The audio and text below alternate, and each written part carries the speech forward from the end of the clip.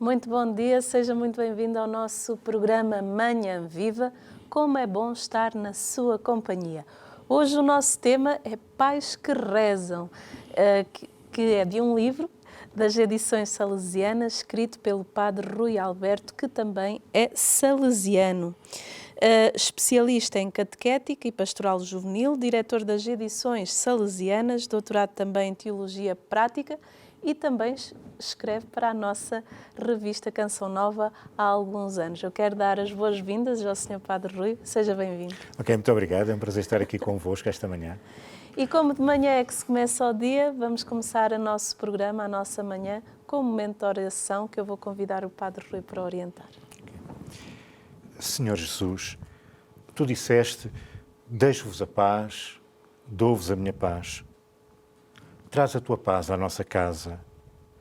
Livra-nos das zangas e da agressão. Ensina-nos a falar uns com os outros com compaixão e respeito. Faz com que as nossas refeições, as nossas tarefas em casa, o tempo passado juntos, nos unam mais. Faz de nós instrumentos da tua paz. E que esta paz que vamos experimentando dentro desta nossa casa possa tocar e contagiar todos aqueles que encontramos lá fora. Amém. Amém. Em nome do Pai, do Filho e do Espírito Santo.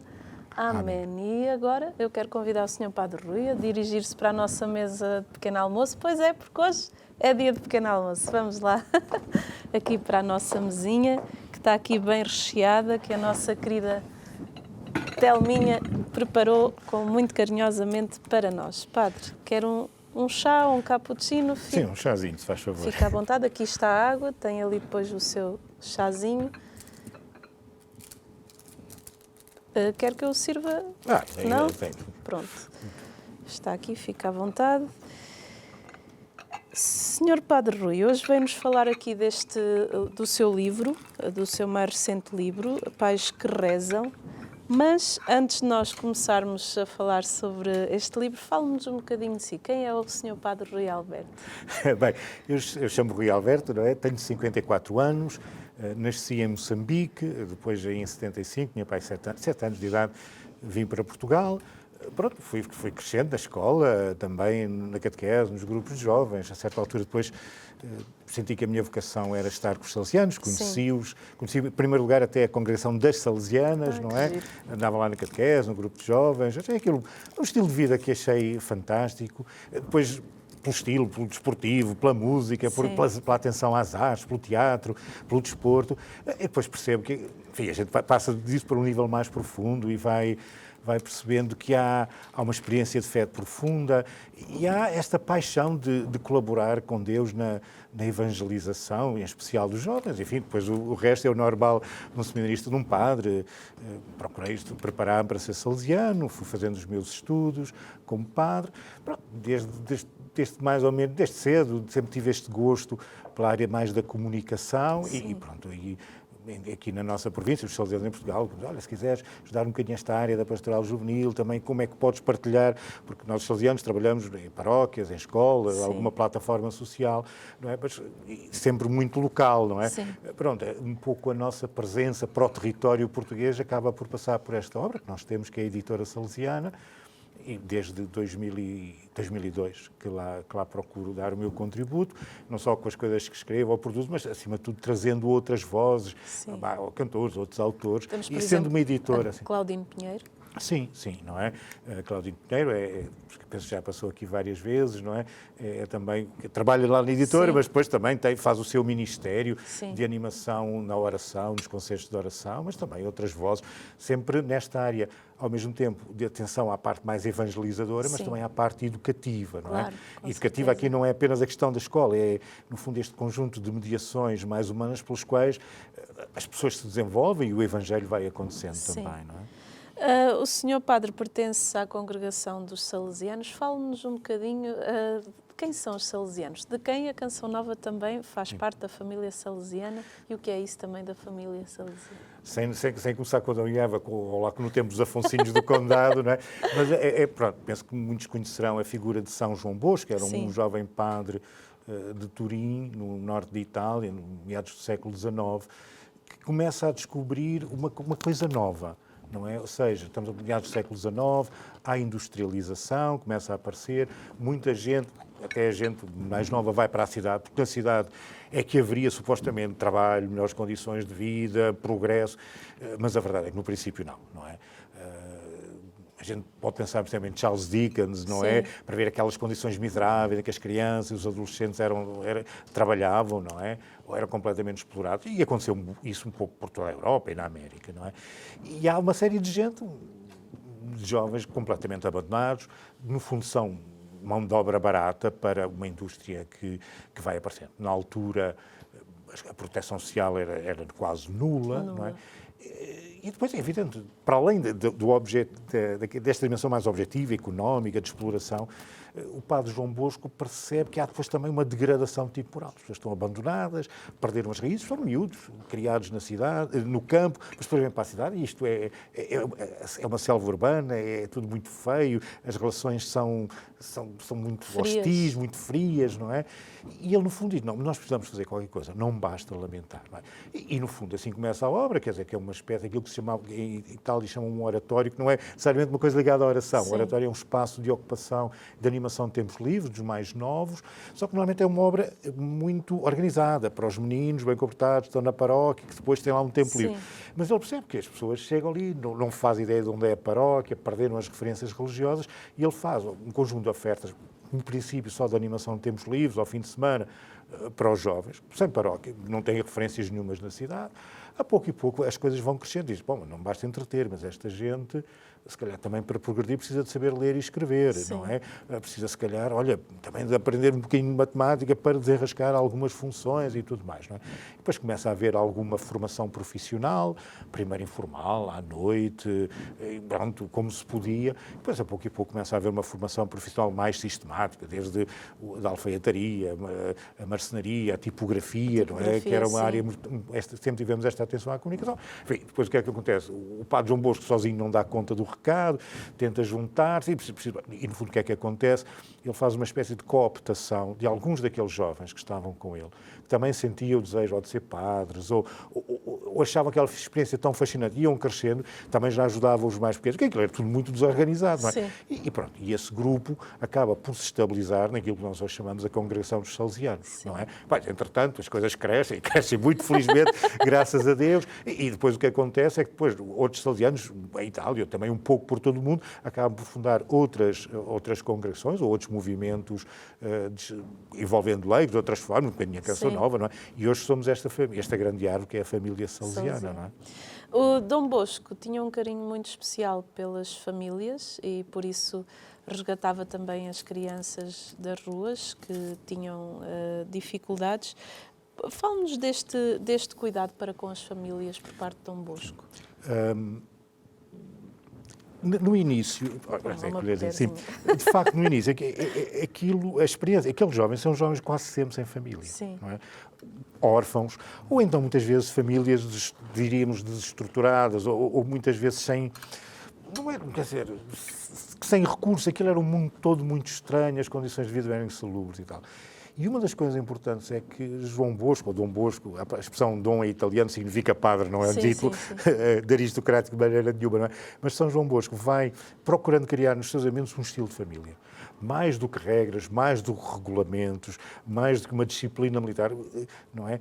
Procura um estilo de família. O que é um pouco estranho, porque o século XIX é o tempo dos nacionalismos e do fascínio pelo militar, pela ordem, pelos uniformes, pelas regras e tal, em todo o sítio. Há um bocadinho isso, e depois vai haver uma série de guerras e vai disparatar, por exemplo, naquele estilo da Primeira Guerra Mundial, até os correios tinham continência e tal. Não, o nosso estilo sempre foi muito desorganizado, é muito mais espontâneo, informal, familiar, não é? Em que, mas isto depois não é uma desordem. Não é. Porquê? Porque há uma profunda troca de afetos, não é? Que ajuda cada um a moderar-se, a estar atento ao outro e a acabar por nos organizarmos, não é? E pronto, desde o início houve esse estilo. E é interessante, não é, que apesar daquilo ser um mundo de homens, literalmente, não é? Havia uma série de mulheres. Isto é, a certa altura, a mãe de Dom Bosco, que era viúva, já estava naquele estilo de avózinha, porque ele tinha 2 irmãos, já tinha os seus netinhos, e pronto, era apreciada, era uma senhora muito respeitada lá na aldeia. A certa altura, pronto, o filho faz olhinhos e tal, e ela larga a sua tranquilidade. É uma mulher que, quer dizer, está ali já... Com uma certa idade. Pronto, que hoje 60 anos é uma pessoa ainda bem conservada, mas naquela altura não é bem assim, e ela desenraiça-se e sai, e passa os seus últimos anos a ser mãe daquela gente. Mas não apenas ela. Havia um conjunto de outras senhoras, não é? Que também, de uma forma, ou mais a prazo, ou algumas horas por dia, ou a tempo inteiro, viviam lá nesta experiência do Oratório de Dom Bosco, não é? Viviam lá com ele, e era um bocadinho, vamos lá ver, era um trabalho, era a cozinha, era a roupa, mas também era o ser mãe, não é? Sim, o ser mãe, essa maternidade sempre houve. E é interessante esta capacidade de envolver várias pessoas na criação deste estilo mais familiar, não é? Sim.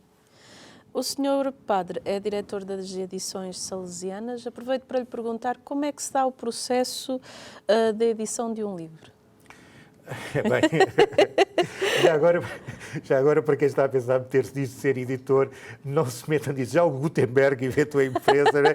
Há uma carta dele, passados os 20 anos dele ter impresso aquilo, escreve a um amigo, ele lhe pergunta, olha, como é que está isso de imprimir livros? Oh pá, nem me fales nisso, aquilo é uma treta, só dívida, ninguém paga nada, isto não tem futuro, isto não vai a lado nenhum. Sim. Isto do próprio Gutenberg. Um dos passatempos principais dos editores é lamentar-se da vida. Não, mas pronto, como é que acontece um livro? De várias maneiras. Por um lado, nós procuramos ser uma editora atenta à sociedade e à Igreja. E muitas vezes nós percebemos vozes, percebemos vazios. Olha, era interessante um livro, um produto deste tipo.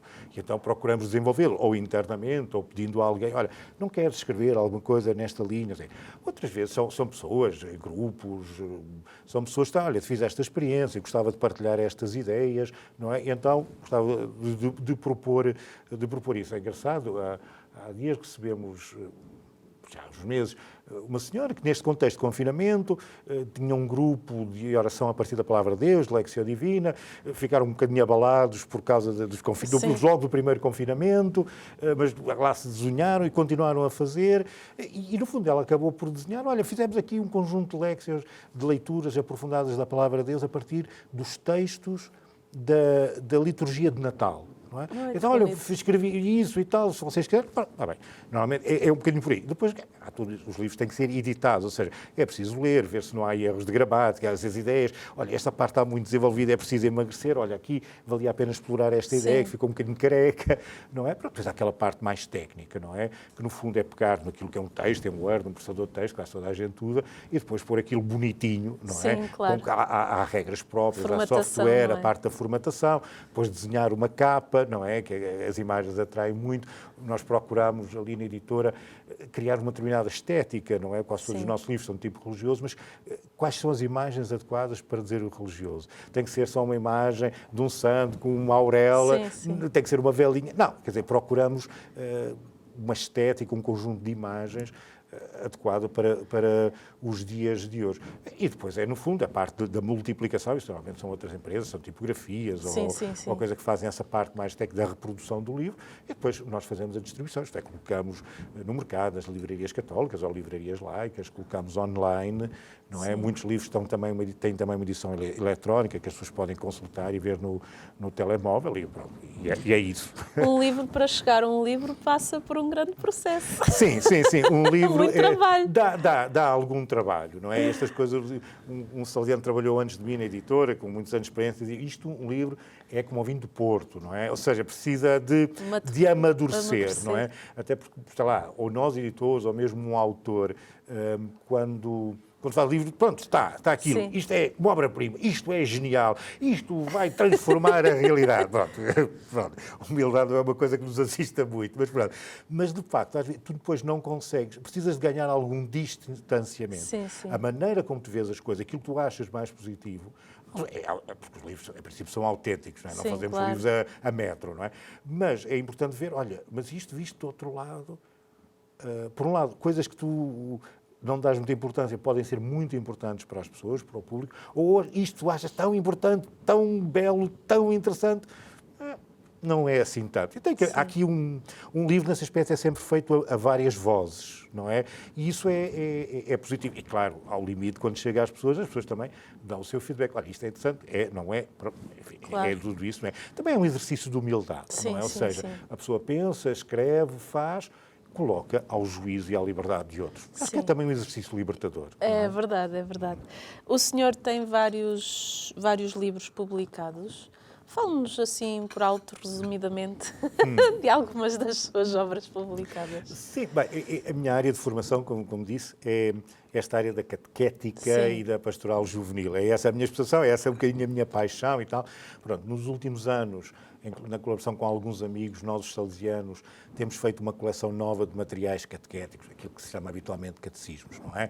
Procuramos uma estética, uma pedagogia mais atual para os tempos de hoje, que traga às novas gerações a alegria de descobrir o Evangelho, não é? Não se trata de descafeinar o Evangelho, Sim. ou de pôr assim um Evangelho de segunda categoria, não é isso, mas acho que é possível, mesmo nas gerações de hoje, ajudar as crianças e os adolescentes a descobrir a força e a plenitude do Evangelho. Agora, a metodologia, os instrumentos que fazemos, quer para os miúdos, quer para os catequistas, quer para as paróquias, têm que ser diferentes. E chamamos isto o projeto Ligações, não é? Sim. E é um projeto que estamos mesmo por estes dias a terminar o último, não é? Nós fizemos a coleção dos 6 aos 18 anos, não é? No fundo seria o primeiro ano em diante, não é? E está tudo cá fora, só faltava o último, que é o terceiro ano, que é aquele que habitualmente se faz a primeira comunhão, e por estes dias já está no mercado. Já lá temos quase todo o material dentro de portas, mas ainda não pudemos lançar, não é? Isto consumiu muito tempo, mas também me deu muito gozo, até pela possibilidade de trabalhar com as pessoas, de receber feedback um pouco de todo o país, também de algumas comunidades da imigração portuguesa Sim. pela Europa, não é? Outra coisa que também tenho assim algum gozo, e penso que os espectadores da Canção Nova são capazes de conhecer, normalmente nos tempos fortes da liturgia, no Advento, na Quaresma, eu faço um livrinho chamado Rezar no Advento ou Rezar na Quaresma, que no fundo é uma coisa sem nenhuma pretensão, mas no fundo pego numa das leituras que a liturgia propõe para esse tempo Sim. forte, escolho ali uma frasezinha, porque às vezes menos é mais, e a partir dessa frase faço uma meditação, dizer, olha, esta palavra de Deus, a nós hoje, 2020, 2021, por aí fora, o que é que isto diz? E depois tenho uma pequena oração. Sim. Há alguns colegas nossos lá que têm uma estética, procuram imagens apelativas. São não é? bem bonitas. São livros relativamente simples, que mesmo gente que acha que tem pouca fé, pode saborear a palavra de Deus e fazer este caminho que a Igreja desenhou nestes tempos fortes. Eu não é? quero lhe dizer que todos os anos compro o livrinho. Sim, e aqui a Canção Nova, em vários anos, tem passado isso Sim, para uma sim, versão sim. áudio e tem partilhado com os Sim, ouvintes da porque Canção Nova. Isso é muito interessante. É não é? muito bonito e ajuda-nos Sim, a viver o tempo. E é um livro que nós fazemos de maneira muito económica, chega A todos. Chega muito longe e é engraçado porque é um livro que depois é usado muitas vezes em família e é interessante como ele tem sido usado de formas para nós imprevistas, não é? Nós pensamos, olha, cada um lê o seu livro e tal, mas muitas vezes as pessoas usam aquilo na família, juntam-se ali uns 5 minutinhos para ler, às vezes é só o casal, outras vezes Sim, metem sim, sim. os filhos. Porque não é? é um livro simples, muito acessível, a nível também de leitura e muito apelativo em termos de imagem e de cor, e que os miúdos e os graúdos ficam encantados. É. Mas depois também outras comunidades usam aquilo, às vezes, por exemplo, uma vez um parque, eu penso na Diocese da Guarda, estás a ver uma aldeia lá nas montanhas, Sim. 6 ou 7 pessoas na missa todos os dias utilizavam aquele texto e tal, não é? Não, mas é interessante porque, por exemplo, nós às vezes temos muito cuidado com a estética e tal, mas Sim. se calhar, porque nós já os velhotes dizíamos, a gente vê pouco, a atenção ao contraste, à legibilidade, Sim, também sim. esse feedback tem sido um processo muito interessante. Não, é? e eu lembro-me que uma vez fui já não sei a que paróquia que foi de Braga, e o senhor padre, todas as pessoas que entravam na paróquia, ele oferecia esse livrinho.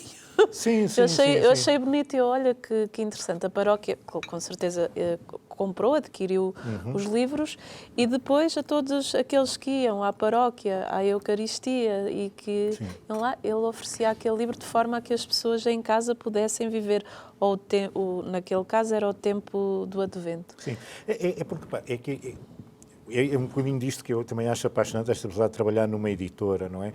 É que tu às vezes tens umas coisas que parecem muito elevadas, muito Sim. sofisticadas espiritualmente, como é as pessoas vão à missa ao domingo e quem Sim. vai, não é? Pronto, mas nestes tempos fortes a liturgia propõe uma seleção de leituras e há de facto ali um itinerário que normalmente seria só para quem está particularmente motivado Claro. para estas questões da fé e dá-me um gozo muito grande pegar numa coisa que aparentemente seria muito sofisticada, um bocadinho até elitista, Sim. e mostrar como consegues fazer qualquer coisa através desta mediação do livro, não é?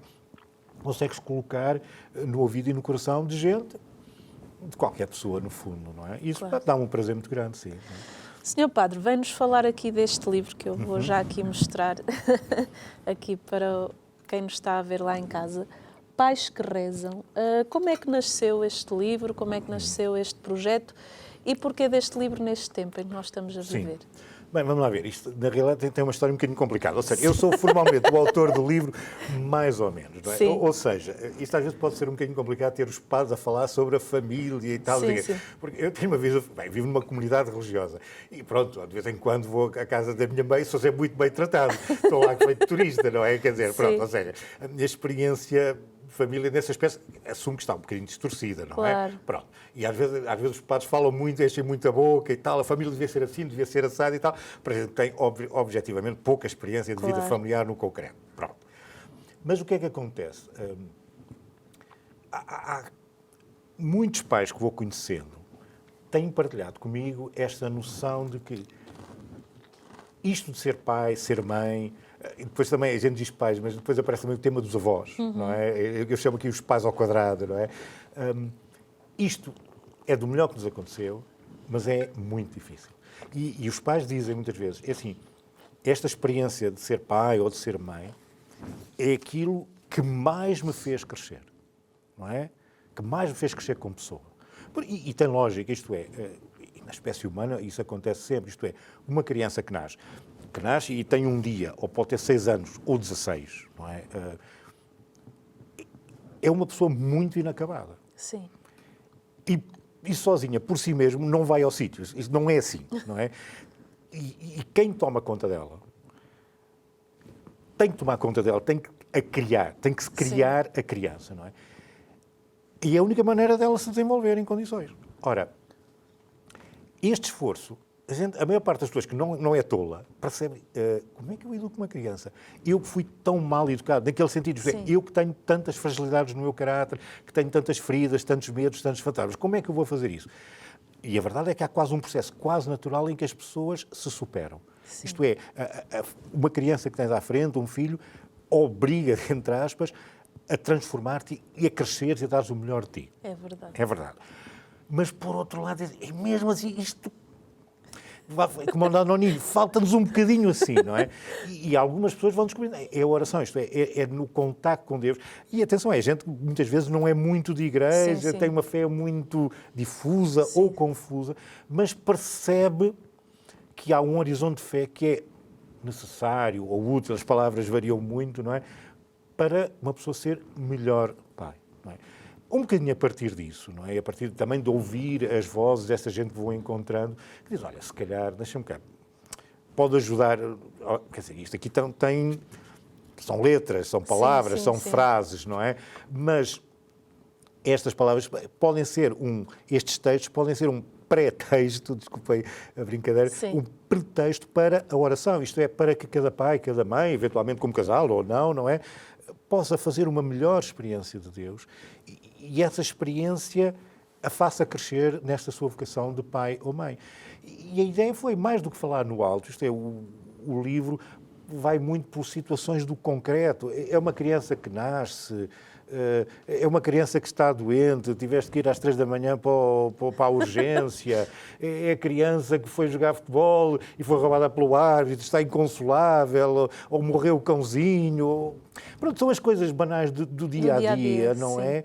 Mas que, no fundo, a partir daí, porquê é que não rezamos a partir daí? Então, eu procuro também as situações concretas, sei lá, por exemplo, alguém que adota uma criança, há uma família reconstituída, as pessoas, pronto, ele ou ela traz filhos de uma relação prévia e tal, isto é, como é que eu amo este filho que ainda não é meu e como é que eu a partir de Deus, me torno mãe ou pai desta criança que não é minha filha ou meu filho biológico. Não é? Enfim, são as situações da vida, do dia-a-dia, que que eu acho que podem ser iluminadas pela fé. E foi assim que ele nasceu. Procurei sempre uma linguagem muito simples, não é? Muito simples, que as pessoas, insisto neste, mesmo gente que não é profissional destas coisas da religião, se pudesse identificar e a quem pudesse ajudar. É um livro para as famílias, é um livro para a família que tem essa igreja doméstica. Sim, não é? Em casa. É verdade que nós, a seguir ao Vaticano II, falou-se um bocadinho deste tema da igreja doméstica, não é? Se calhar alguns movimentos, uma espiritualidade mais séria, pegaram nisso. Mas a verdade é que durante anos isto ficou fora de moda mesmo dentro da igreja, não é? O que é tanto mais estranho quando ainda há dias apareceu um inquérito sobre valores aqui na Europa e em Portugal o valor familiar é o mais importante, não é? De longe, não é? Se calhar também é verdade que neste ano, há quase 2 anos de confinamento, ou ano e meio, pronto, não é? As pessoas, tiveram que ficar mais em casa, zangaram-se mais, chatearam-se mais. É verdade, mas também as pessoas descobriram-se como uma igreja doméstica. Isto é, mesmo que eu não possa ir à missa, quer no primeiro confinamento, quer no segundo, houve limitações sérias à possibilidade de celebrarmos juntos a Eucaristia. Claro. As pessoas juntavam-se para rezar, não é? E eu, pessoalmente, houve muita oferta de transmissões pela missa, já havia nas televisões, vocês também transmitem, não é? Pronto, isso vale, não é? Há pessoas é um lugar comunicativo interessante. Mas achei mais interessante as pessoas que se juntavam e diziam, olha, vamos juntos ler as leituras da Palavra de Deus, vamos rezar aqui um bocadinho. E às vezes até havia grupos, por exemplo, eu também, além de trabalhar na editora, nos meus tempos livres, também animo lá um centro de catequese que lá temos, não é? E então é mais importante do que transmitir a missa, porque não era, por exemplo, para não assistir à missa, porque a missa realmente exige a presença física para poder celebrar e comungar, não é? E tocar no resto da comunidade. Então, olha, vamos, com mais Zoom, mais internet, menos internet, não, é claro, vamos rezar juntos, a nossa família, não é? E até houve experiências engraçadas. Então, olha, cada uma das famílias, por exemplo, das crianças do 3º ano, prepara uma das preces para fazermos na nossa emissão e tal. Houve aí lugares muito interessantes, houve experiências, não é? Houve esta redescoberta de que a família já pode ser igreja doméstica. Eu aí também tenho algum realismo, não é? Ou seja, a família existe, é muito apreciada por quase todos os portugueses. Mas a família em Portugal faz lembrar às vezes daqueles chassos velhos, aqueles carros, quer dizer, estão a perder peças, não é? A família em Portugal enfrenta muitas dificuldades. E as famílias não são todas iguais. Claro, com certeza. Não são todas iguais no sentido, temos uma taxa de divórcio altíssima, temos muita família reconstituída, temos famílias em que as pessoas estão bem, temos famílias em que as pessoas se batem, temos famílias onde pai e mãe partilham a fé com os filhos, ou há um filho que tem a mania que é ateu, ou a mãe acredita muito e o pai não. Há de tudo um pouco, não é? E aí eu às vezes acho que há algum discurso da Igreja é um pouco irrealista, não é? Enchemos a boca com palavras bonitas, com esta de igreja doméstica, como todas as famílias, não, calminha, não é? Claro. Vamos indo, vamos sendo, à maneira. E a minha preocupação é sempre esta atenção aos últimos e sem nenhuma pretensão, diz, olha, aquela pessoa que raramente reza, que só vai à igreja ao Natal, se calhar ao Natal de há 10 anos, olha, que possa encontrar aqui qualquer coisa que a ajude, não é? Sem obrigar a coisa nenhuma, sem uma espécie de cota de entrada ou de pré-inscrição ou coisa nenhuma. Não é? Porque nesse aspecto, isto da Igreja e de podermos contactar com este Deus que nos ama, está ao alcance de todos, em qualquer lugar, mesmo quando estás zangado com o padre, mesmo quando não entras na Igreja, mesmo quando isto, menos quando... E, portanto, foi nessa lógica que escrevi um bocadinho o livro e escolhi um determinado tipo de linguagem, um tipo de abordagem. Não é? O nosso pequeno almoço vai continuar, mas nós vamos para um brevíssimo intervalo. Até já.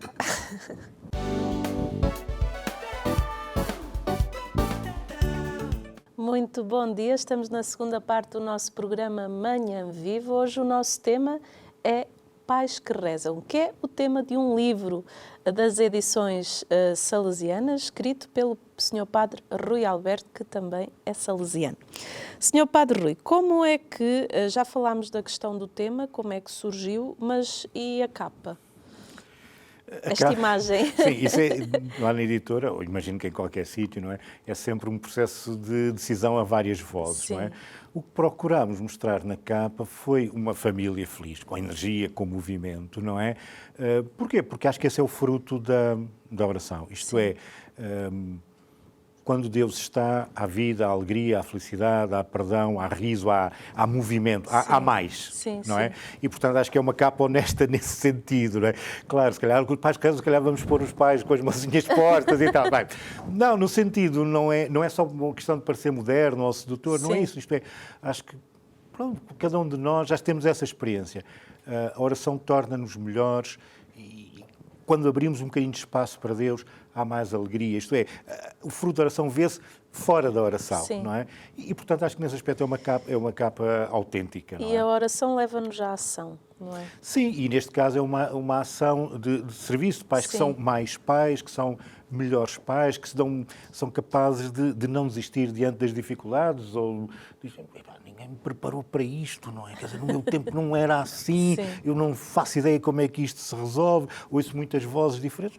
Se calhar essa presença de Deus, primeiro, leva-te a não desanimar e, segundo, acho-te aponta algumas luzes e, terceiro, isto é, dá-te a força necessária para fazer caminhos que antes tu julgavas que te estavam vedados.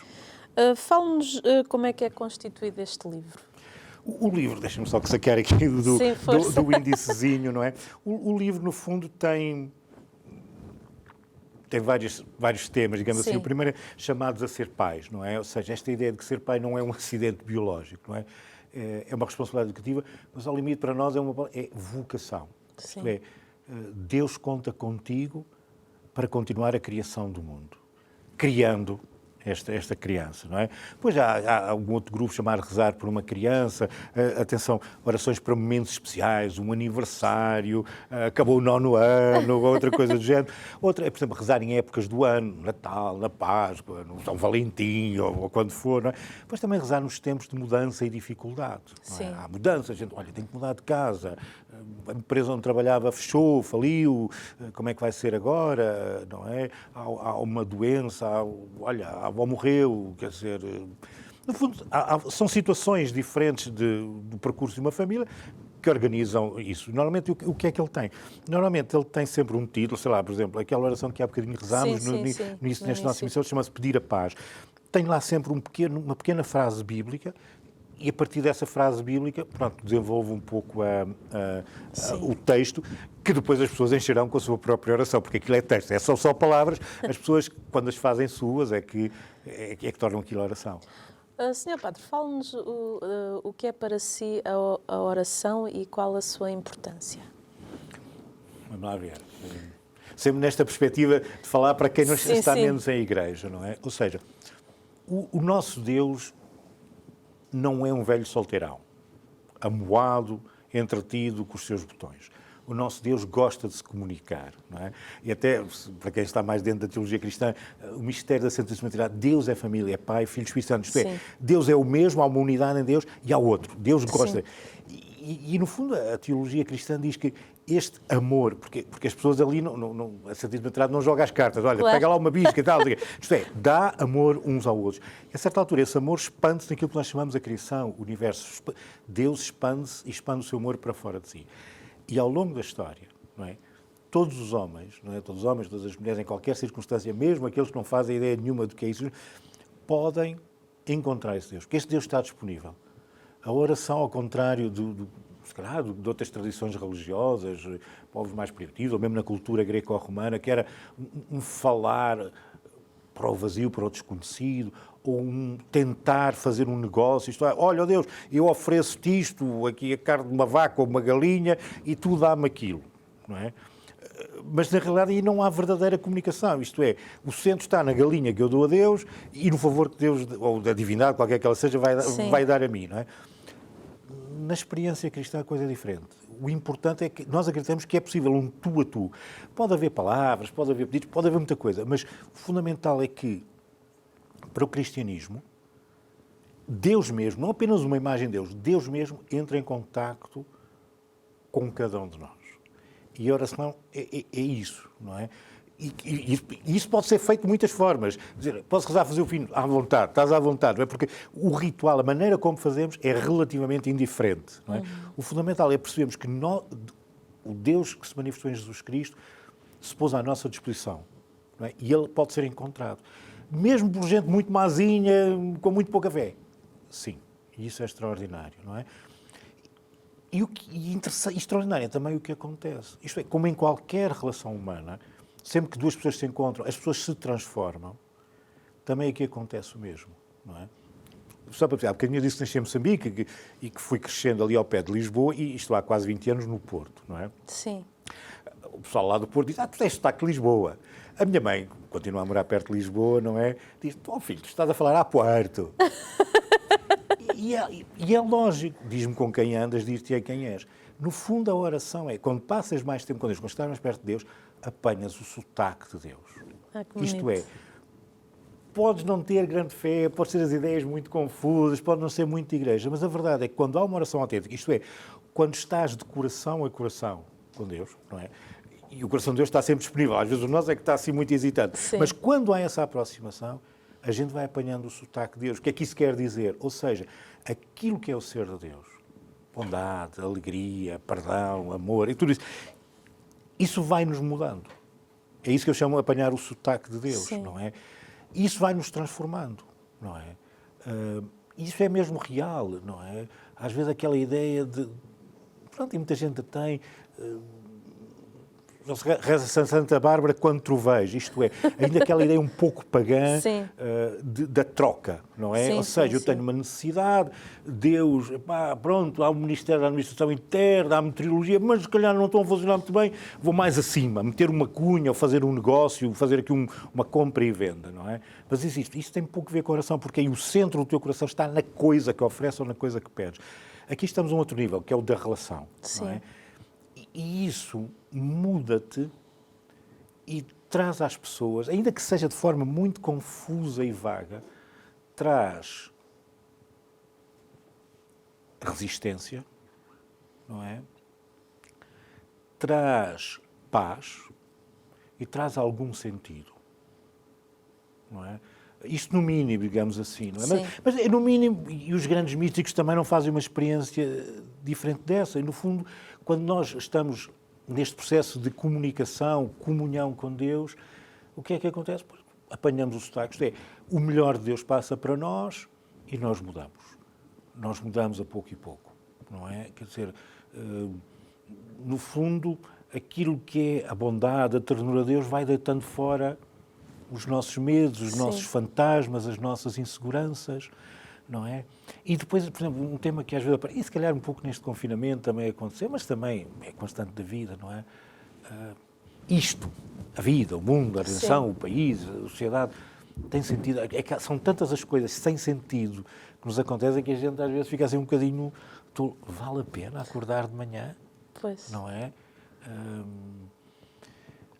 A experiência da proximidade com Deus diz, não entendo, continuo com os mesmos problemas de sempre, não vejo o que é que está para lá desta parede, que é a única coisa que eu vejo à frente, e mesmo assim sinto dentro de mim a capacidade, a vontade de continuar a acreditar que a vida pode ter algum sentido, pode ter alguma beleza, não é? A esperança. Sim, é isso, não é? Deus gera esperança.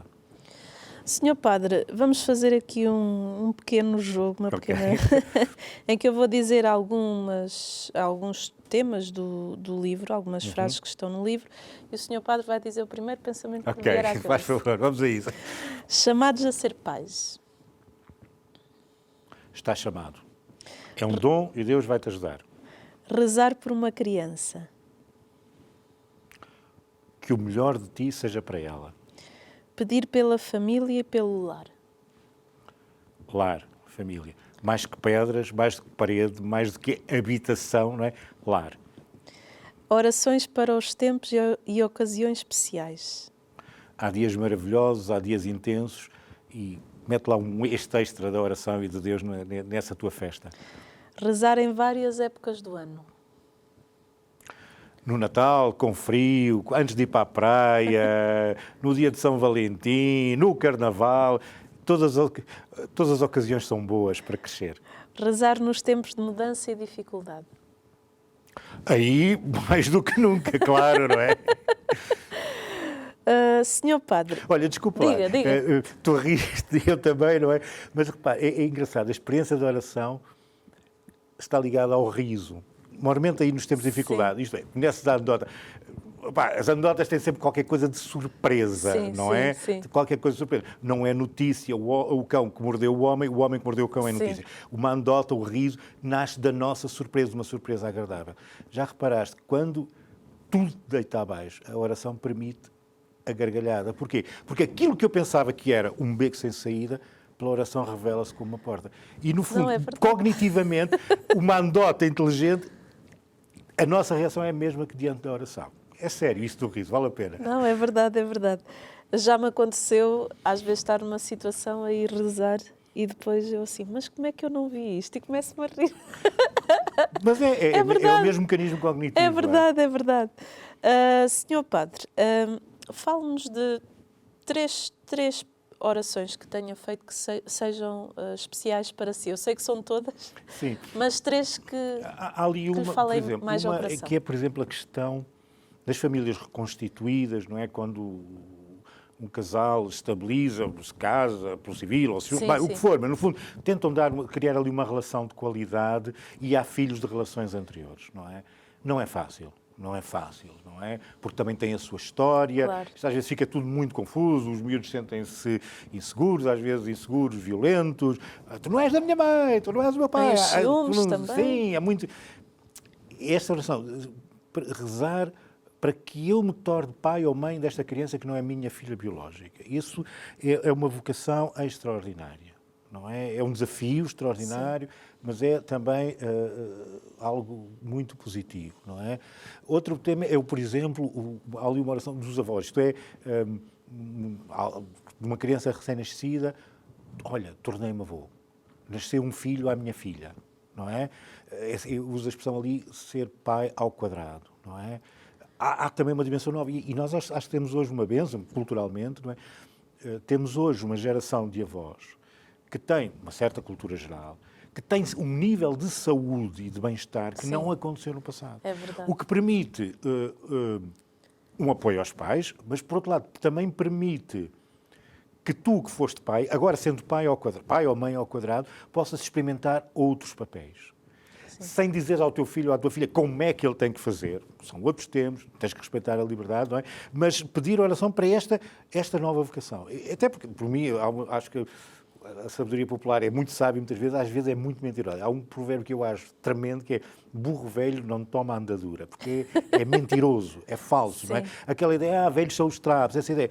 Mas é descoberta quando tu te tornas avô ou avó, abre-se um horizonte de possibilidades muito interessante, não só pelo serviço que prestas, mas para ti, porque há também muito para crescer. Sim. Tens 60, tens 70, ainda tens muito que crescer. E a riqueza de ser ancião também.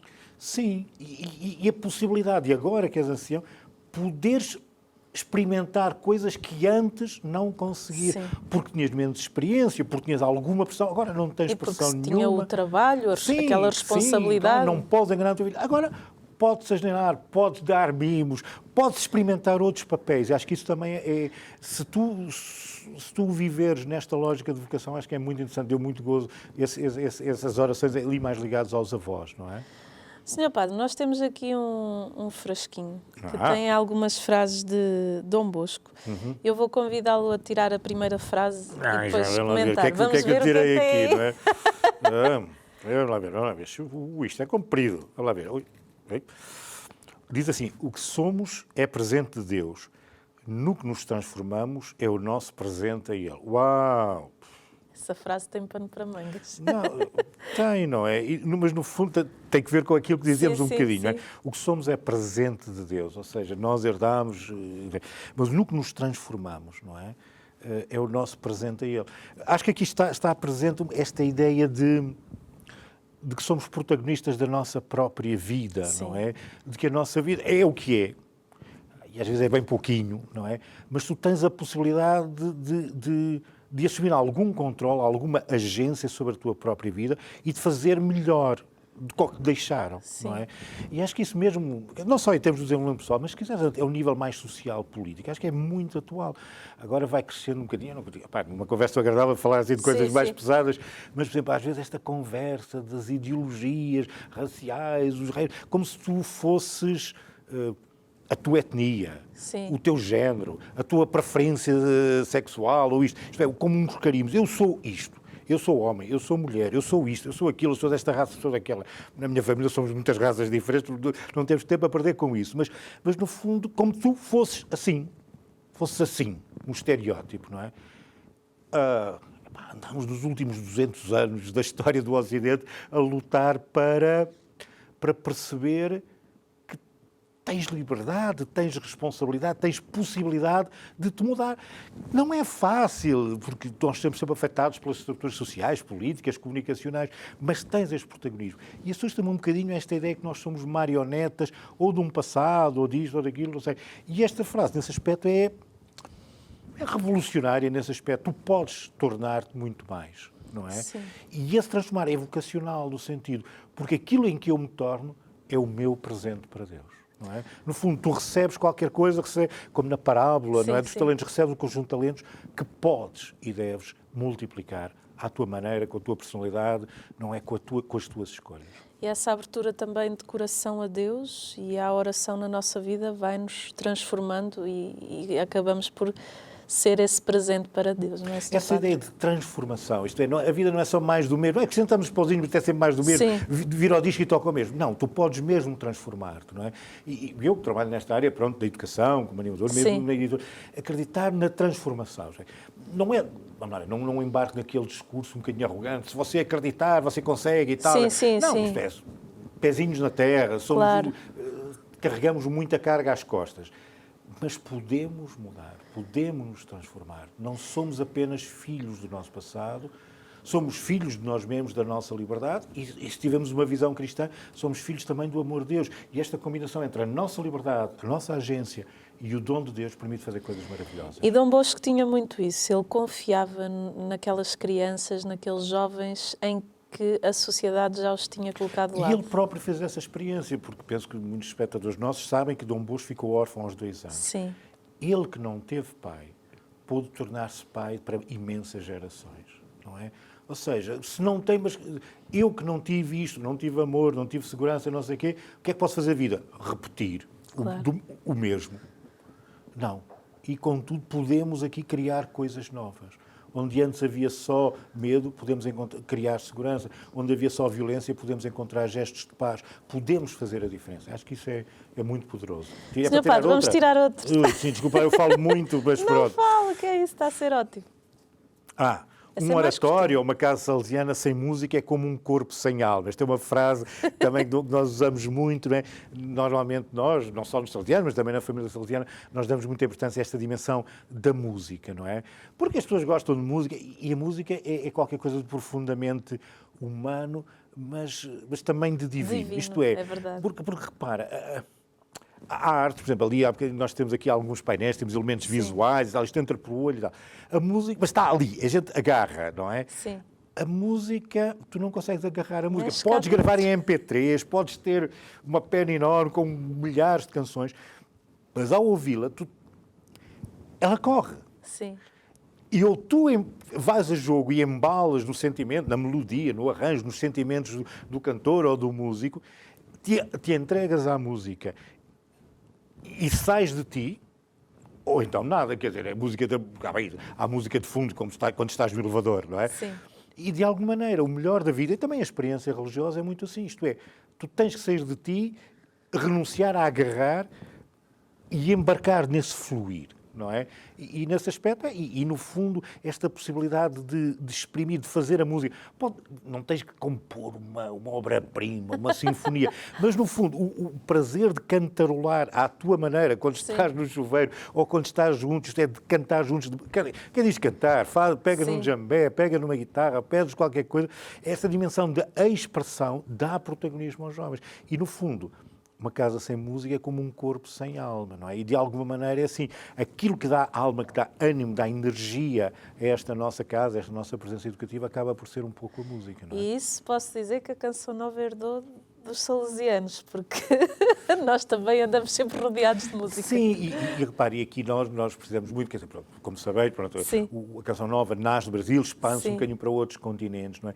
Mas é engraçado que a Igreja no Brasil, não só a Igreja Católica, mas mesmo as igrejas evangélicas, deram uma muita importância à música, não é? Durante anos, quer dizer, a MPB, já nos anos 70, 80, era de facto qualquer coisa, dos sítios mais criativos que havia em todo o mundo, não é? E isto obriga-nos a pensar, por exemplo, no nosso caso, estamos a falar em família, não é? Mas que espaço há para a música, não é? Claro, se calhar quando a criança é pequenina, quer dizer, até a mãe cana rachada canta para o bebezito, não é? Mas depois a gente não faz, nem que seja fazer a música, quer dizer, opa, ao aniversário, e porque é que a gente não bate o ritmo lá com os talheres e não sei o quê, pronto. Mas depois também nos nossos espaços eclesiais, que lugar damos à música, e uma música que deve ser bela, mas que muda na forma, na estética, não é? Ao longo dos tempos. Nós aqui temos música um bocadinho na igreja, aqui temos muita música com algum cheiro de mofo. Música, pronto,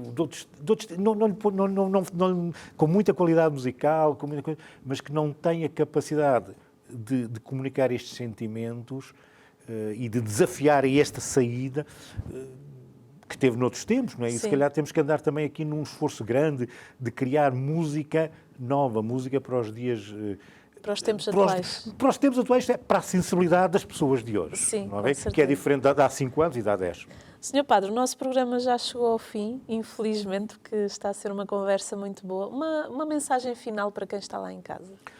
Olha, a mensagem não é comprei o livro, era que tinha que ser mais interessante que isso. No fundo, esta palavra de parabéns aos pais que aceitam este desafio de ser pai, de ser mãe, ou pai e mãe ao quadrado, como os avós e as avós, não é?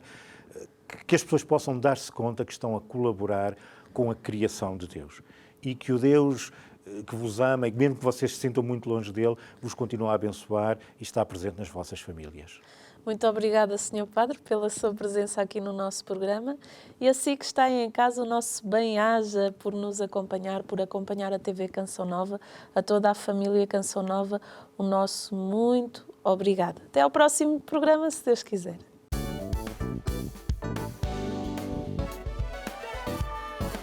Se gostou deste programa, clique aqui na nossa playlist aqui em baixo para ver outros episódios. Se ainda não subscreveu o nosso canal do YouTube, faça-o já clicando neste botão aqui do lado e será logo o primeiro a saber todas as novidades.